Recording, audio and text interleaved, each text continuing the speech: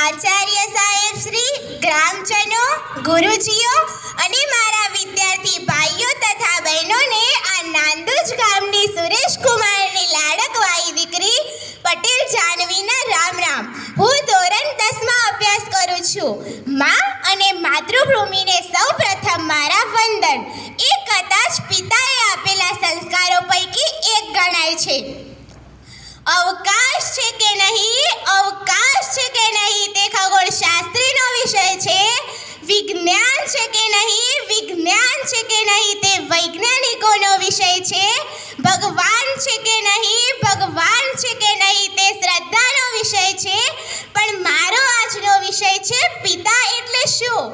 આપણે બધા સૌ જાણીએ છીએ કે કવિઓએ અને લેખકોએ મા અને તેના માતૃત્વને જ ઉપમા આપી છે અને માતા ઉપર લેખ લખવામાં આવ્યા છે. પણ ક્યારે પણ કે ક્યાંય પણ પિતા વિશે લેખ લખવામાં આવ્યા નથી કે તેની ઉપમા પણ આપવામાં આવી નથી. બાળકો નાના હોય ને ત્યારથી મોટા થાય ને ત્યાં સુધી તેમને માતૃત્વ નિબંધ આવે છે, પરંતુ ક્યાંય પણ પિતૃત્વ નિબંધ નથી આવતો. તમે બધા એમ ન સમજતા કે હું માતાનો વિરોધ કરું છું, પણ હું તો પિતાનું મહત્વ સમજાવવા માંગુ છું. પિતા, પિતા શબ્દ વિશે તો સૌ જાણે છે, પણ તેનો મર્મ કોઈ જાણે છે? નહીં ને? તો ચાલો હું જણાવું. જેમ એક મકાનને ટકાવી રાખવા માટે મજબૂત પાયાની જરૂર પડે છે, જેમ એક મજબૂત મકાનને ટકાવી રાખવા માટે પાયાની જરૂર પડે છે, તેમ એક સુંદર કુટુંબને જાળવી રાખવા માટે પિતાની જરૂર પડે છે. પિતાની હાજરી સૂરજ જેવી હોય છે. શું? પિતાની હાજરી સૂરજ જેવી હોય છે. સૂરજ ગરમ જરૂર થાય છે, પરંતુ જો તે ના હોય ને તો અંધકાર છવાઈ જાય છે. પણ જો તે ના હોય ને તો અંધકાર છવાઈ જાય છે. એક કહેવત છે, ઘોડે ચડતો બાપ મરજો પણ છાણા વીણતી માં ન મરતી. શું કહેવત છે? કે ઘોડે ચડતો બાપ મરજો પણ છાણા વીણતી માં ન મરજો. કેમ કે પણ હું એમ કહું છું કે એ બાળકને જઈને પૂછી જોજો જેને પોતાના પિતાને ગુમાવ્યા છે, જેને પોતાના પિતાને જોયા નથી, જેને પોતાના પિતાનો પ્રેમ મળ્યો નથી. એની પાસે જઈને એકવાર પૂછી તો જોજો કે જીવનમાં પિતાનું મૂલ્ય શું હોય છે. જ્યારે તું નાનો હતો, પાપા પગલી ભરતો હતો, ચાલતા ચાલતા પડી જતો હતો, ત્યારે તારા મનમાં એક જ વિચાર આવતો, પપ્પા છે ને. તું મોટો થયો, સ્કૂલે જતો થયો, પપ્પાને ફરી વળશે ટાટા કહેતો થયો, પણ ત્યારે પણ તારા મનમાં એક જ વિચાર આવતો, પપ્પા છે ને. તો પછી તારા લગ્ન બાદ તારા પપ્પાને તું વૃદ્ધાશ્રમમાં મૂકી આવ્યો. તે વખતે તને એમ વિચાર કેમ ન આવ્યો કે પપ્પા છે ને. તો અહીં બેઠે તમામને મારી એટલી જ વિનંતી છે કે તમે તમારા માતા પિતાને ક્યારે પણ વૃદ્ધાશ્રમમાં ના મૂકતા, કારણ કે જો તે છે ને તો જ તમારું અસ્તિત્વ છે. તેમના વગર અહીં તમારું કશું જ નથી. અને વધારે તમારે જાણવું જ હોય ને કે પિતા વગર તમારી ઓકાત શું છે, તો તમે તમારી શેરીમાં એક દિવસ એકલા અને એક દિવસ તમારા પિતા સાથે આંટો મારજો.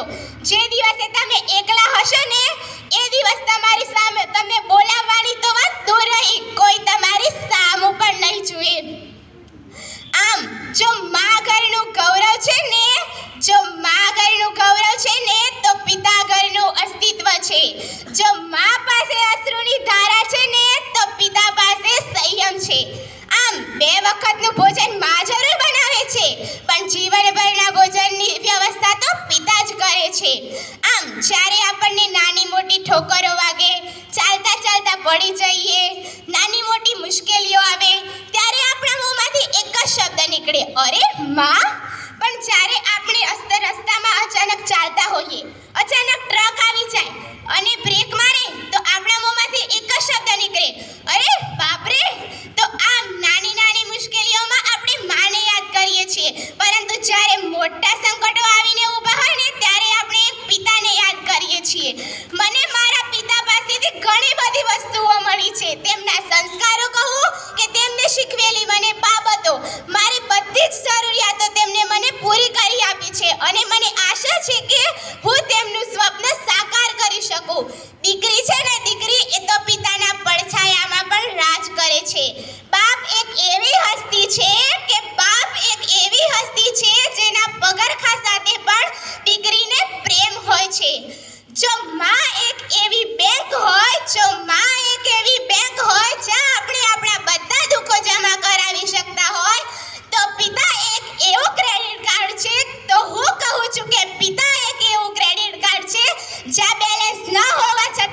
ખુશીઓ અઢળક મળે છે. આમ પિતા વિશે કહેવા જઈએ તો ઘણા બધા શબ્દો છે, પણ સમયની મર્યાદા જોતા હું અંતિમ પંક્તિઓ કહી અને મારી વાણીને વિરામ આપું છું. થાક ઘણો હતો આ ચહેરા પર, પણ અનહદ પરિશ્રમ કરતા જોયા છે. થાક ઘણો હતો આ ચહેરા પર, પણ અનહદ પરિશ્રમ કરતા જોયા છે. આંખમાં ઊંઘ ઘણી હતી, પરંતુ ચિંતામાં જાગતા જોયા છે. તકલીફો ચારે બાજુથી હતી, પરંતુ એકલા હાથે લડતા જોયા છે. પોતાની પસંદને નાપસંદ કરી અને અમારી પસંદને અપનાવતા જોયા છે. પાય પાય ભેગી કરીને અમારી ખુશીઓ ખરીદતા જોયા છે અને એ ખુશીઓ માટે પોતાની શમણાઓ રોડતા જોયા છે. વ્યક્તિ એક હતી પણ વિશેષતા અનેક હતી. વ્યક્તિ એક હતી પણ વિશેષતા અનેક હતી. પિતા સ્વરૂપે મેં સર્જનહારને જોયા છે, સર્જનહારને જોયા છે. જય હિન્દ. અસ્તુ.